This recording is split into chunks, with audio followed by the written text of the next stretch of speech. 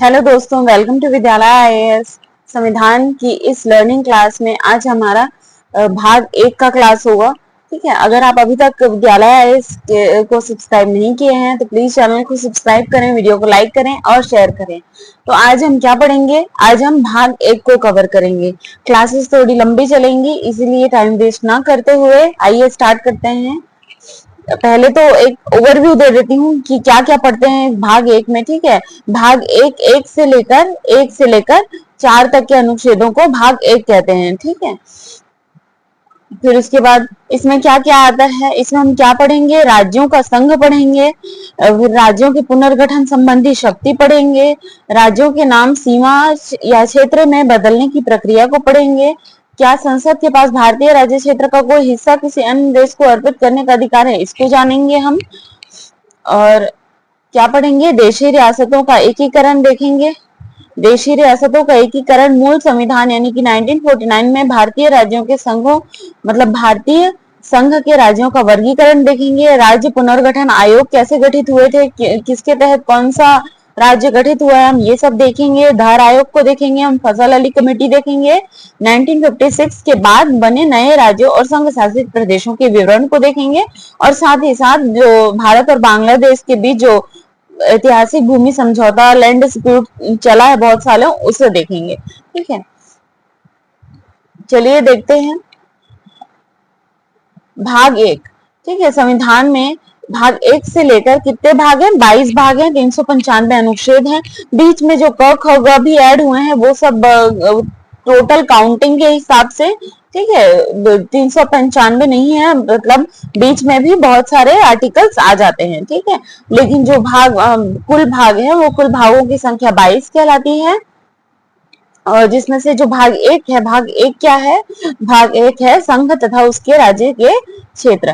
क्या कहता है? संघ तथा उसके राज्य के क्षेत्र, मतलब जो हमारा इंडिया है,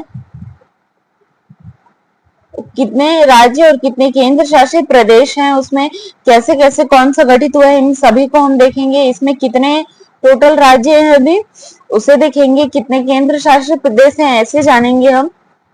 ठीक है, तो इसका जो भाग 1 है वो उसका आर्टिकल 1 क्या कहता है? आर्टिकल 1 हमारा ये कहता है कि भारत अर्थात इंडिया राज्यों का संघ होगा। ठीक है, भारत अर्थात इंडिया राज्यों का संघ होगा। यहाँ पे जो भारत शब्द है वो देश का नाम है और जो संघ है वो क्या है? शासन प्रणाली है। ठीक है, शासन प्रणाली को दर्शाता है संघ शब्द।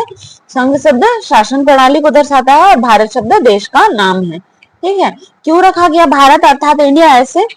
तो ये जो भारत था ये हमारा बहुत ही पुराना नाम था। ठीक है, पुराना नाम मतलब कई इतिहासों से हम भारत को भारतवर्ष के नाम से जानते थे। ठीक है, लेकिन जो इंडिया था वो अब जो भी विदेशी कंट्रीज हैं, जैसे कि हमारा जो भी कमर्शियल काम होता था, व्यापारिक समझौते होते थे, वो सब इंडिया नाम से होता था। ठीक है, इसीलिए भारत अर्थात इंडिया राज्यों का संघ होगा। तो संविधान में मतलब ज्यादा लोगों के बीच मतभेद ना हो करके क्या कर दिया गया? इंडिया कर दिया गया। ठीक है, संविधान में क्या होता है अब देखते हैं। हम संघ शब्द को डिफाइन करते हैं। ठीक है, संघ शब्द के 2 अलग अलग मीनिंग होते हैं। ठीक है, मतलब अगर यूनियन लिखा हुआ है तो उसके कितने, जैसे यूनियन और फेडरल लिखा हुआ है तो आप इंग्लिश में तो जान सकते हो, लेकिन हिंदी में दोनों का मतलब संघ ही होता है। ठीक है, लेकिन हम कैसे संघ हैं? सभी जगह यूनियन शब्द का भी प्रयोग किया गया है संविधान में, और संविधान में कहीं पर भी फेडरल शब्द का उल्लेख नहीं है। अब आप कहेंगे कि यूनियन और फेडरल में क्या अंतर है? तो देखिए, यूनियन वे कंट्रीज होती हैं जो एक तरीके से होती है। ठीक है, जिसमें राज्यों की अपनी अपनी कोई भी मतलब अस्तित्व नहीं होता है। ठीक है, राज्य अस्तित्वहीन रहते हैं। लेकिन जहां पे मतलब फेडरल यूज किया जाता है, वर्ड फेडरल शब्द, जैसे अमेरिका जैसी कंट्रीज के लिए क्या फेडरल शब्द यूज किया जाता है। ठीक है, अमेरिका में राज्यों ने देश का निर्माण किया है। ठीक है, तो ये है देश। अब हम जानते हैं कि अमेरिका में दोहरी नागरिकता होती है, एक तो देश की नागरिकता लेनी पड़ती है और एक कहाँ की, राज्यों की नागरिकता लेनी पड़ती है। लेकिन यूनियन शब्द में ऐसा नहीं होता, यूनियन में एक कंट्री होती है। ठीक है, फिर कंट्री बाद में चाहे तो राज्यों का गठन अपनी प्रशासनिक सुविधा के हिसाब से कर सकती है। ठीक है, तो भारत क्या है? ये इसके बावजूद ये माना जाता है कि भारत एक फेडरल शब्द है। तो इसमें बहुत ही ज्यादा डिस्प्यूट था कि भारत यूनियन है या फिर फेडरल कंट्री है। ठीक है, तो इसमें डॉक्टर बी आर अम्बेडकर ने क्या कहा था कि भारत शांति काल में फेडरल है और आपातकाल में यूनियन हो जाता है।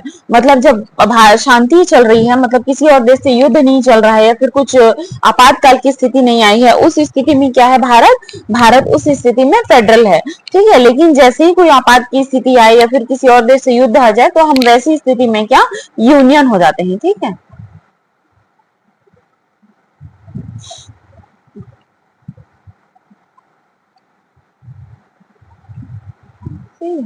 तो देखिए क्या था, उनका मानना था कि जानबूझ के अगर फेडरल शब्द का उल्लेख नहीं किया गया ताकि लोग अमेरिका की तरह हमको फेडरल ना समझें। ठीक है, ये संविधान में जब बनाते हुए जानबूझ के क्या फेडरल शब्द यूज नहीं किया गया था ताकि हमको लोग अमेरिका की तरह फेडरल ना समझे।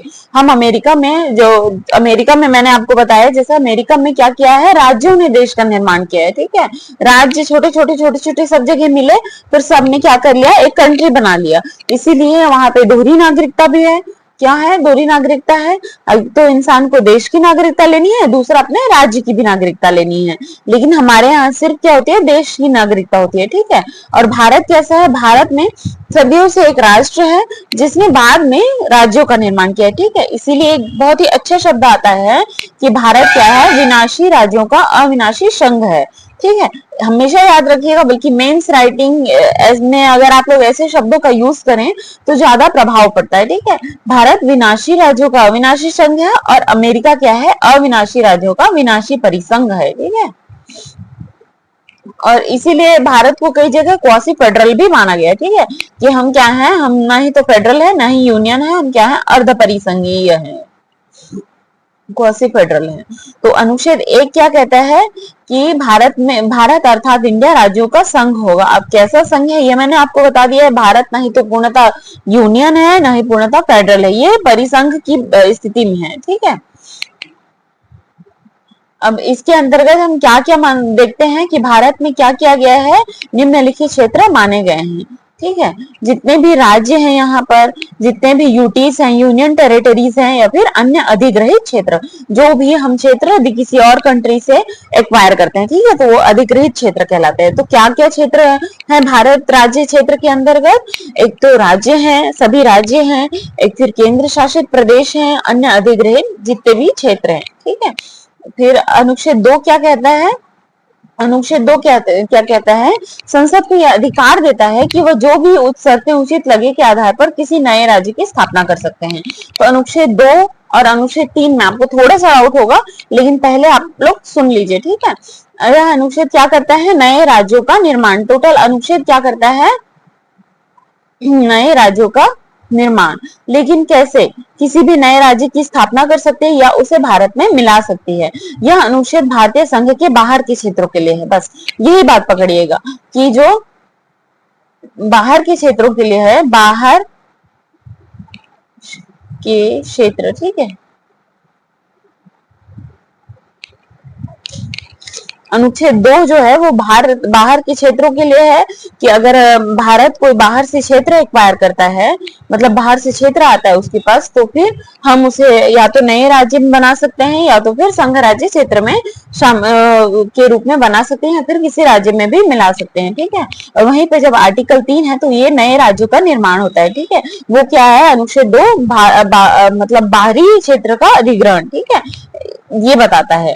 और अनुच्छेद 3 क्या बताता है, नए राज्यों का निर्माण। लेकिन ये अनुच्छेद 3 क्या है, आंतरिक सीमा के लिए, सीमा में वृद्धि, मतलब जैसे किसी भी राज्य के अंदर, जैसे ये हम इस मैप के थ्रू अगर देखना चाहें तो समझ सकते हैं।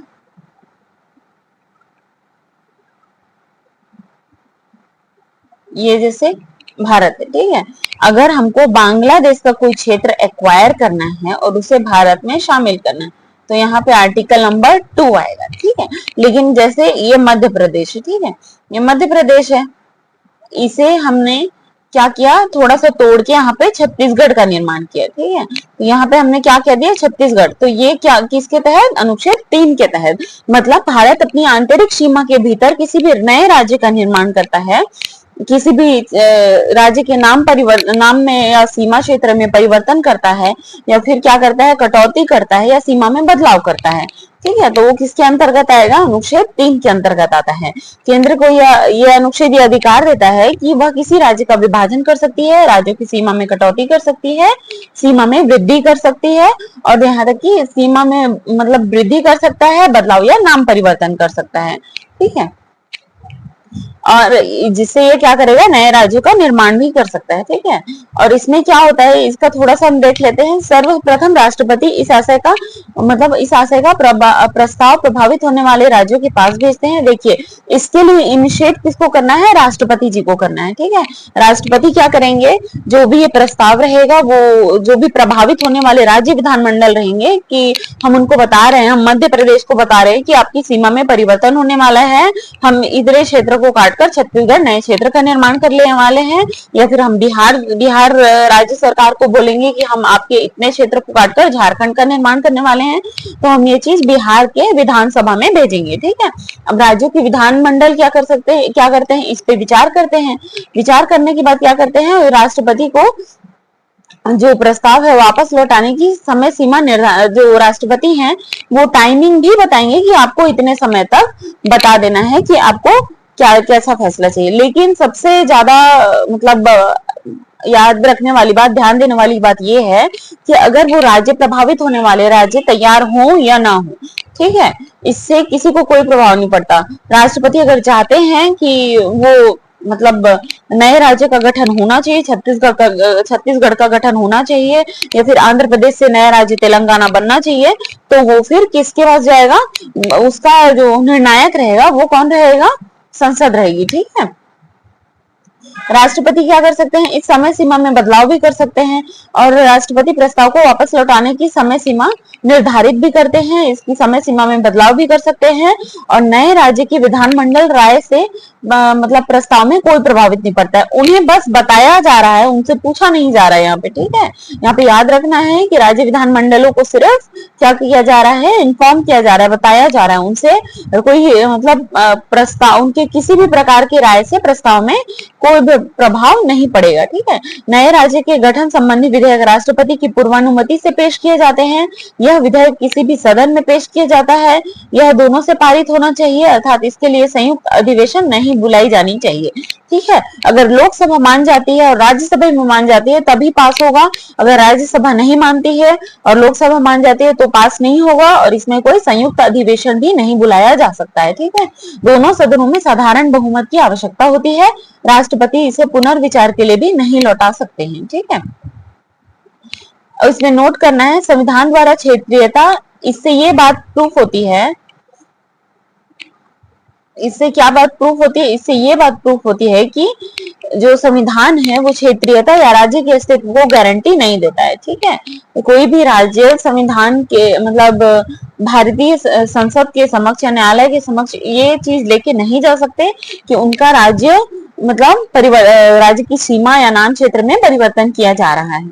इसका मतलब है संविधान द्वारा क्षेत्रीयता या राज्य के अस्तित्व को गारंटी नहीं दी गई है। अब देखते हैं अनुच्छेद 4, आर्टिकल 4। आर्टिकल 4 क्या कहता है, आर्टिकल 4 कहता है अनुसूची 1 और अनुसूची 4 में बदलाव होते हैं। अब देखिए अनुसूची 1 और 4 क्या है, अनुसूचियों को एक मैं शॉर्ट वीडियो के माध्यम से भी आपको समझा दूंगी, नहीं तो एक छोटा सा वीडियो ही बना दूंगी अनुसूची और भाग का ओवरव्यू, ठीक है, तो उसको आप देख लीजिएगा। इसमें हम अनुसूची 1, जैसी अनुसूची 1 क्या है, संघ राज्य क्षेत्र कहता है, और अनुसूची 4 क्या है, राज्यसभा सीटों का आवंटन है, ठीक है। अनुसूची 4 है राज्यसभा सीटों का आवंटन। अगर अनुसूची 1 और अनुसूची 4 में बदलाव होते हैं तो उन्हें संविधान संशोधन की श्रेणी में नहीं माना जाएगा, ठीक है, नहीं माना जाएगा, अर्थात नए राज्य के गठन के लिए संविधान संशोधन की आवश्यकता नहीं होती। बहुत ही इंपॉर्टेंट है, नोट करने लायक पॉइंट है, आप इसको नोट करिए, वीडियो को पॉज करके ये सब जितने भी इंपॉर्टेंट फैक्ट्स हैं सबको नोट कर लीजिए। कट टू कट एग्जाम में ऐसे ही पॉइंट टू द मतलब पॉइंट में ही क्वेश्चन आ जाते हैं, ठीक है, चाहे वो आप एसएससी सीजीएल दे रहे हो या फिर एनटीपीसी दिला रहे हो, यूपीएससी, सीजीपीएससी, एमपीपीएससी, एवरीथिंग, ठीक है, सब में ऐसे ही छोटी छोटी चीजों में फंसाता है, ठीक है। पहले पूछेगा कि राज्य विधानमंडल के पास प्रस्ताव भेजा गया, वो अगर ना कह दे तो ना हो जाएगा, सही है गलत। ठीक है, ऐसे ही चीजों में आपको फैक्चुअल फैक्ट्स याद होने चाहिए। ठीक है, अर्थात नए राज्यों, ये नष्ट नहीं है, नए राज्यों के गठन के लिए कुछ संविधान संशोधन की आवश्यकता नहीं होती है। ठीक है, अब बेरूबाड़ी, ये बेलवाड़ी लिखा हुआ है, बेरूबाड़ी है। ठीक है, वो बेरूबाड़ी है, बेरूबाड़ी।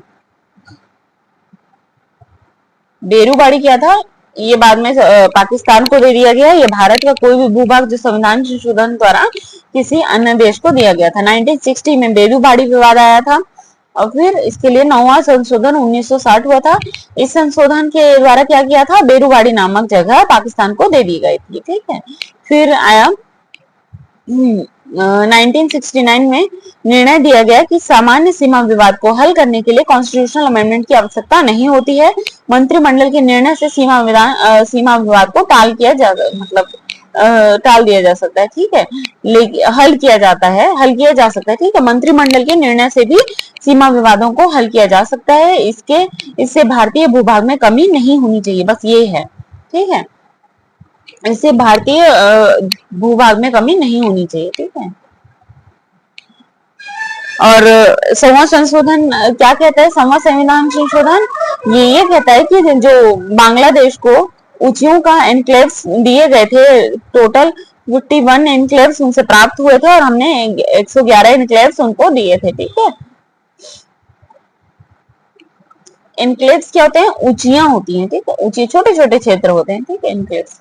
अब देखते हैं भारतीय रियासतों का एकीकरण। ठीक है, बहुत इंपॉर्टेंट फैक्ट है ये। सरदार वल्लभ भाई पटेल को ऐसे ही हम आयरन मैन ऑफ इंडिया नहीं कहते हैं, भारतीय रियासतों के एकीकरण में उनका महत्वपूर्ण योगदान रहा है। ठीक है, क्या है, स्वतंत्रता प्राप्ति से पूर्व भारतीय राज्य क्षेत्र 2 वर्गों में विभक्त हो गए थे। ठीक है, एक तो ब्रिटिश भारत और एक देशी रियासतें। ठीक है, ब्रिटिश भारत में कितने प्रांत थे, 9 प्रांत थे और लगभग 552 देशी रियासतें एग्जिस्ट करती थी। ठीक है, इंडिया भारत के आजाद होते, मतलब आजाद हो गया भारत तब भी क्या 9 प्रांत और लगभग 552 विदेशी रियासत है। अब ब्रिटिश चले गए तो ब्रिटिश प्रांत को तो सम्मिलित करना आसान हो गया, लेकिन जो ये 552 देशी रियासतें थी इनका एकीकरण करना थोड़ा मुश्किल था। ठीक है, लेकिन हमारे सरदार वल्लभ भाई पटेल जी ने क्या किया, सभी राज्यों से मतलब सभी राज्यों के पास पर्सनली जा जाके क्या किया था, उन्होंने देशी रियासतों के एकीकरण में महत्वपूर्ण भूमिका निभाई थी। ठीक है, जिसमें से जो 549 यानी 549 थे ये सभी भारत में आसानी शामिल हो गए थे। 3 ऐसे देशी रियासतें थी जिन्होंने नाटक किया था। ठीक है, नाटक किया था इन द सेंस कि वो शामिल नहीं होना चाह रहे थे, मान ही नहीं रहे थे। कौन कौन से, जूनागढ़, हैदराबाद और जम्मू कश्मीर। ठीक है, और इसके लिए भारत को मतलब जो सरदार वल्लभ भाई पटेल जी को बहुत ही कठिनाइयों का सामना करना पड़ा था। अब क्या क्या नाटक था, देखिए, विभाजन के पश्चात भारत और पाकिस्तान नामक 2 स्वतंत्र या पृथक राज्य बने थे। ठीक है, तो जितने भी देशी रियासतें थी उनके सामने कंडीशन था कि वो क्या करें, या तो भारत में शामिल हो, या तो भारत में शामिल हो, या पाकिस्तान में शामिल हो, या तो फिर स्वतंत्र रहें। ठीक है, लेकिन भारत पूरा एक राष्ट्र के अंदर किसी स्वतंत्र क्षेत्र को अधिकार देना कि वो देश है, ऐसा थोड़ा सा खतरा बन सकता था। ठीक है, आगे जाके, इसीलिए उनका भी एकीकरण आवश्यक हुआ था कुछ कुछ का। जैसे अक्टूबर 1947 में क्या किया गया, जम्मू कश्मीर का भारत में विलय किया गया था। ठीक है, यहाँ के जो राजा हरि सिंह थे उन्होंने क्या किया था, बाद में विलय पत्र पे हस्ताक्षर कर दिया था। ठीक है, अक्टूबर 1947 की बात हो रही है और आजाद तो हम कब हो गए थे, अगस्त 1947 में हो गए थे। ठीक है, फिर फरवरी 1948 जूनागढ़ में क्या करवाया गया, जूनागढ़ के जो निजाम थे वो पाकिस्तान भाग गए थे। ठीक है, सॉरी, जूनागढ़ में क्या किया गया, जूनागढ़ गुजरात में, हैदराबाद के निजाम भाग गए थे, जूनागढ़ गुजरात में। ठीक है, जूनागढ़ में क्या करवाया गया था, वहां की जनता से पूछा गया था। ठीक है, जूनागढ़ रियासत में फिर जनमत संग्रह कराया गया और क्या किया गया, यहाँ के जो जनमत संग्रह कराया गया और यहाँ के जो शासक थे ये पाकिस्तान भाग गए थे। ठीक है, और 1948 हैदराबाद के निजाम में, हैदराबाद में क्या किया गया था, ऑपरेशन पोलो कराया गया था। ठीक है, पुलिस कार्यवाही की गई थी, फिर उसके बाद क्या किया गया, इसे भारत संघ में शामिल किया गया। इस तरीके से हमने 552 देशी रियासतों को एकीकृत किया गया था। मुख्य नाम ये है कि कितनी देशी रियासतें थी, 552, कितने शामिल हो गए थे, 549। 3 कौन कौन से क्षेत्र थे जो शामिल नहीं होना चाह रहे थे, तो कौन कौन से थे, जम्मू कश्मीर, जूनागढ़ और हैदराबाद। ठीक है। फिर 1954 में क्या किया गया था, फिर अब हम बाद के राज्य क्षेत्र देख रहे हैं, ठीक है। 1954 में क्या होता, पौंडीचेरी यानम करेकल माहे चंद्रनगर, इन्हें क्या किया गया था, फ्रांसीसी अधिपत्य से आजाद करवाया गया था। और 1954 में दादरा नगर हवेली का पुर्तगाल से आजाद करवाया गया था, ठीक है। पुर्तगालियों से आजाद करवाया गया, पुर्तगालियों से 1954 में। फिर 1951 में गोवा दमन दीव को क्या किया गया था, ये भी पुर्तगालियों के अधिपत्य में था।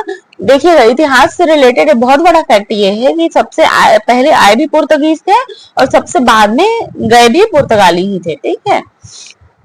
1961 में गोवा दमन दीव और को पुर्तगाल से आजाद करवा दिया गया था, ठीक है।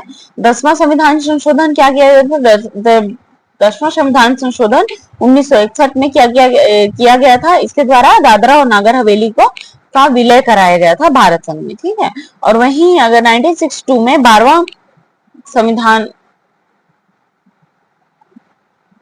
ठीक है, 1962 में 12वां संविधान संशोधन द्वारा क्या किया गया था, गोवा दमन दीव को जो हमने पुर्तगाल से आजाद करवाया था उसे क्या किया गया, भारत संघ में मिला दिया गया, ठीक है। और आ गया था 14वां संविधान संशोधन 1962, इसके द्वारा क्या किया गया, पौंडीचेरी यानम माहे करेकल चंद्रनगर का भारत में विलय कराया गया था, ठीक है। सिक्किम में चांग्याल का शासन था, ठीक है। हमारे संविधान में इसे रक्षित राज्य का दर्जा प्राप्त था कब, 1974 में, ठीक है। 1974 में इसे रक्षित राज्य का दर्जा दिया गया। हमने रक्षित राज्य का दर्जा दिया तो हमारे पास इसके 3 महत्वपूर्ण विषय आ गए थे, ठीक है।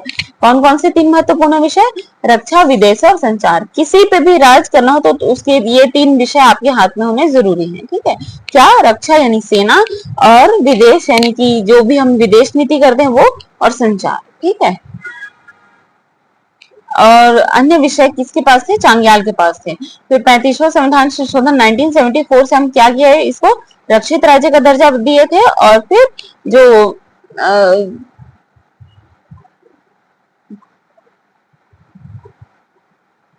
हाँ, फिर 36वें संविधान संशोधन से हमने इसे पूर्ण राज्य का दर्जा दे दिया, ठीक है। 10वीं अनुसूची संविधान में शामिल की गई थी, कब की गई थी 10वीं अनुसूची, 1952 में की गई थी। फिर उसके बाद क्या किया जाता है, कालांतर में, फिर बाद में मतलब 1 साल बाद ही तो सिक्किम में जनमत संग्रह कराया गया, जिसके बाद सिक्किम को पूर्ण राज्य का दर्जा दे दिया गया था, ठीक है। ये 36 है, ये दिस इज 36 कॉन्स्टिट्यूशनल अमेंडमेंट से हमने क्या किया गया था, 16 मई को सिक्किम पर पूर्णतः अधिपत्य शामिल कर लिया था, उसे भारत में विलय कर लिया था एज अ स्टेट, ठीक है। फिर अब देखते हैं राज्यों का पुनर्गठन के लिए क्या क्या हुआ था। राज्यों के पुनर्गठन के लिए 1948 में आया था धर कमीशन।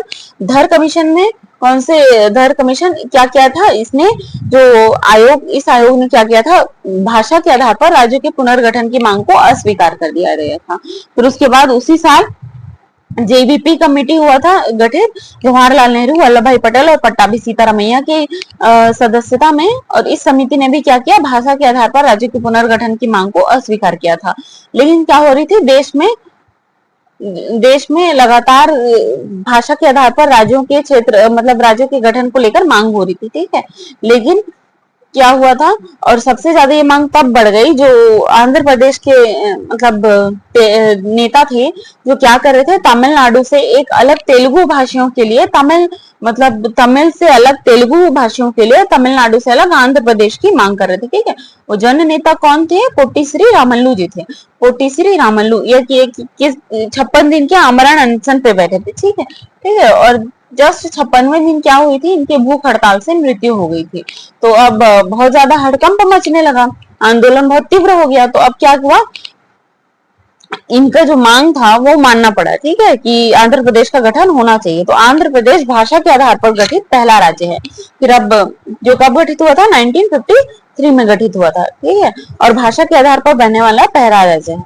आंध्र प्रदेश बनने से यह मांग और अधिक हो गई। तब फिर उसके बाद क्या हुआ, फजल अली कमेटी उसी साल गठित कर दिया गया था। ठीक है, फजल अली कमेटी को ही हम क्या कहते हैं, राज्य पुनर्गठन आयोग।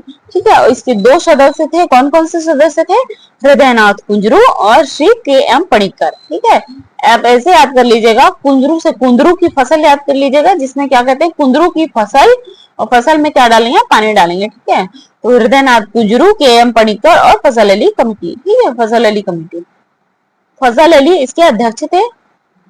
ठीक है, 1955 में इस आयोग ने अपनी रिपोर्ट दी थी, जिसमें इन्होंने क्या किया था, 14 राज्य और 6 केंद्र शासित प्रदेश बनाने की मांग की थी। ठीक है, इसने भाषा के आधार पर राज्यों के पुनर्गठन की मांग को स्वीकार कर लिया, लेकिन आधार केवल भाषा नहीं होना चाहिए। क्या होना चाहिए आधार, जिससे देश की एकता और सुरक्षा को मजबूती मिले, भाषाई और सांस्कृतिक की एकरूपता बनी रहे, किसी भी राज्य में आर्थिक, वित्तीय और प्रशासनिक विकास सुनिश्चित होना चाहिए, और जनता के कल्याण के लिए आयोजन को प्रोत्साहन भी मिलना चाहिए। ठीक है, उन उद्देश्यों के साथ समझौता किए बिना क्या हुआ, भाषा के आधार पर राज्य बना सकते हैं। ठीक है, मतलब जो ऊपर जितने भी कंडीशंस है कि देश की एकता अखंडता बनी रहनी चाहिए, एक रूपता बनी रहनी चाहिए, अगर इन सब का उल्लंघन ना हो तो भाषा के आधार पर राज्य बना सकते हैं। इसके साथ ही इसने माना कि 4 श्रेणियों को समाप्त किया जाना चाहिए।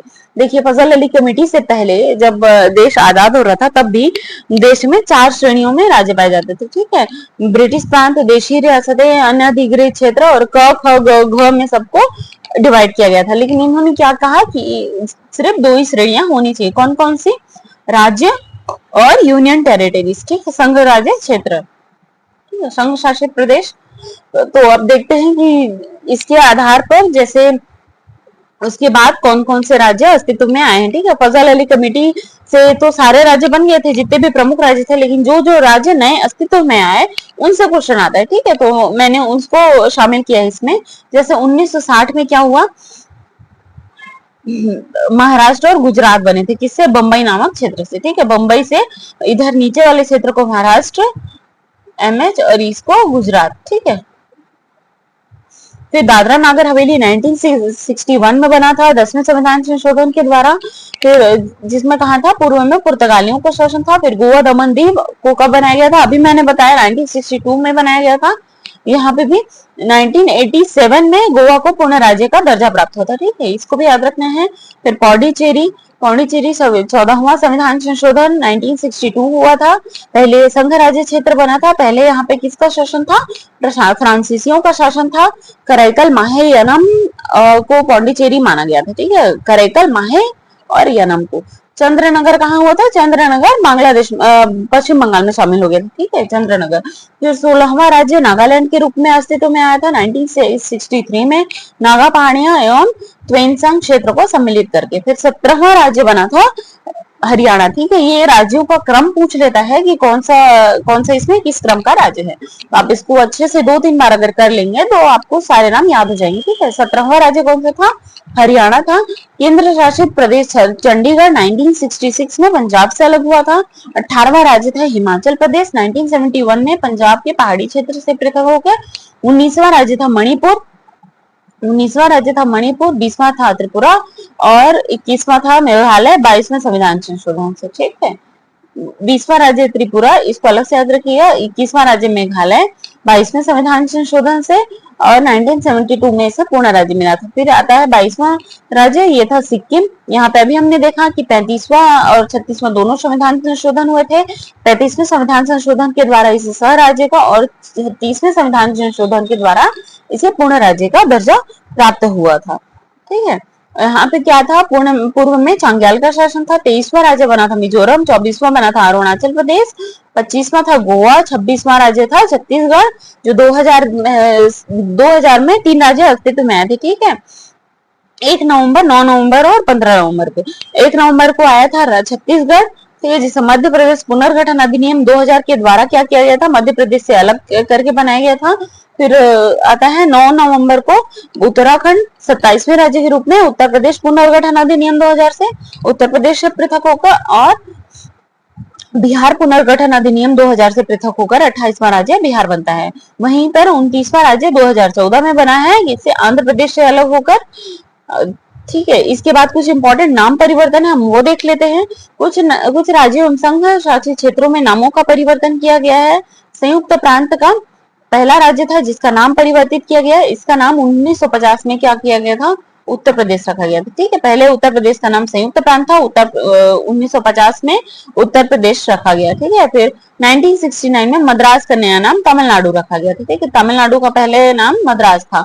1973 में मैसूर से कर्नाटक रखा गया और इसी वर्ष 1973 में ही लक्षद्वीप का नाम लक्षद्वीप, मिनी काय और अमीनी द्वीप, 3 द्वीप समूह थे जिसे जोड़कर क्या कहा गया, लक्षद्वीप कहा गया। ठीक है, जो अभी हाल ही में टूरिज्म का बहुत बड़ा स्पॉट बनने जा रहा है। 1992 में संघ शासित प्रदेश दिल्ली का नया नाम राष्ट्रीय राजधानी क्षेत्र दिल्ली रखा गया है। ठीक है, इसे मतलब क्या है, इसे पूर्ण राज्य का दर्जा नहीं है प्राप्त, लेकिन क्या किया गया, 69th कॉन्स्टिट्यूशनल अमेंडमेंट में दिल्ली और उसके कुछ आसपास के क्षेत्र, मतलब अधिकतर जो हरियाणा और यूपी के कुछ कुछ क्षेत्र को मिलाकर क्या किया गया, दिल्ली को बड़ा बनाया गया। ठीक है, और इसे क्या किया गया, national capital region, NCR Delhi जब बोलेगा इसका मतलब उसमें नोएडा, आगरा ये सब मिल रहा है। ठीक है, और सिर्फ दिल्ली बोलेगा तो सिर्फ दिल्ली एक संघ शासित क्षेत्र है। ठीक है, और इसका नया नाम क्या है, 1992 में राष्ट्रीय राजधानी क्षेत्र। ठीक है, और वहीं 2006 में उत्तरांचल का नाम बदलकर उत्तराखंड रखा गया और 2006 में ही पौंडीचेरी का नाम बदलकर पुदुचेरी रखा गया। आया 2011 में उड़ीसा का नाम ओडिशा रख दिया गया। ठीक है, इसे मैंने थोड़ा सा स्पीड में बोला है, तो आप वीडियो को थोड़ा मतलब 2-3 बार अगर देख लेंगे तो आपको याद हो जाएगा। ठीक है, थैंक यू फॉर वॉचिंग। अगर वीडियो अच्छा लगा हो तो प्लीज चैनल को सब्सक्राइब करें, वीडियो को लाइक करें और शेयर करें। ठीक है, thank you for watching and keep study.